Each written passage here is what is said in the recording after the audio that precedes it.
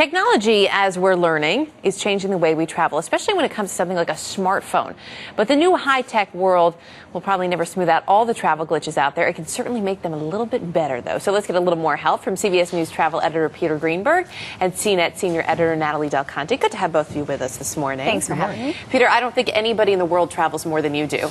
So you're the perfect person to ask about this. Smartphones are making it easier. One of those ways is actually like this paperless check-in. You actually get a barcode in an email. Is that enough when you get to the airport? Well, that's been going on for quite some time now, but they're taking it one step further now because it's actually applying to your phone itself.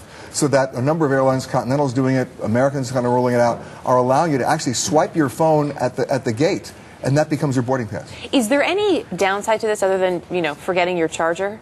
Well, we both love technology, no doubt about that, but I'm one of those guys who believes that technology should never take precedence over common sense. The technology doesn't think creatively, it thinks linearly.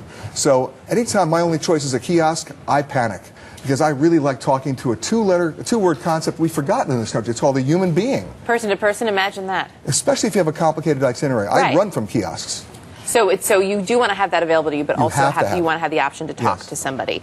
We should point out it's not just airlines, though, that are taking advantage of your smartphone, things like your BlackBerry, your iPhone, hotels, rental car companies. You can do a lot more these days. That's right. Hilton has a new iPhone application that you can check into the hotel. You can choose your pillow, so if you need, say, hypoallergenic I can choose my pillow on my BlackBerry? You can. You can also order room service, and when you're ready to check out, you just do it on the phone and take off and leave. It's so nice. So some of the major hotel chains are doing this. It's good to check into your hotel, see if they're using this. Now, as good as that is, I have to say, it basically gets rid of human contact.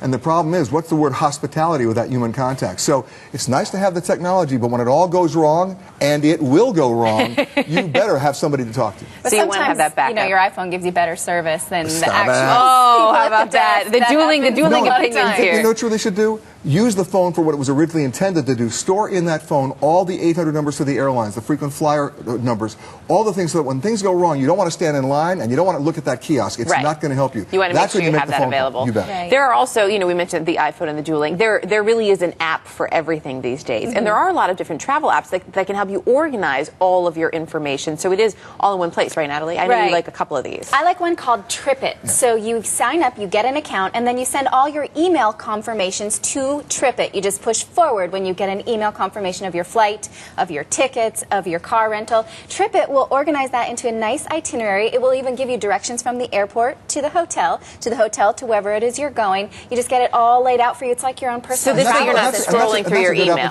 Yeah, it's really good. But is that something that's available? You know, we say there's an app for that, but typically the app is an iPhone thing. Is this available for, I mean, which smartphones can you actually use? Well, there's an Android app. That means if you're using Google's mobile operating system, that works. It works for BlackBerry as well. And if it doesn't work for those, it also just works in a browser. So you can always just check into the browser. You can always just log on the internet, Perfect. So you can check that. But my favorite app is Shazam. You know why? Because that's what identifies all the music that you're hearing at the airport while your flight is delayed and canceled, and you can just identify the song while you're going absolutely nowhere. While you're online waiting to talk to that person who's nowhere to be found because there's only a kiosk for you, Peter. Exactly. And then he's singing along. Right. Okay, before we let you go, you have a couple of things that are coming out that could be really cool. I love this one. I thought this was, it's a 12-megapixel camera, but it actually uses GPS to tell you where your picture's taken. Exactly. There's built-in GPS in the new Panasonic Lumix, and a lot of the new cameras have that so that it geotags your photos. So when you upload them to any kind of sharing site, it will put it on a map so you remember where your vacation photos were. Very cool. And we've been talking about smartphones. I know you like the Nokia smartphone as well that's coming out. We'll have more information on that on our website, earlyshow.cbsnews.com. Good to have both of you with us and your dueling opinions on the travel technology. Thank you very much.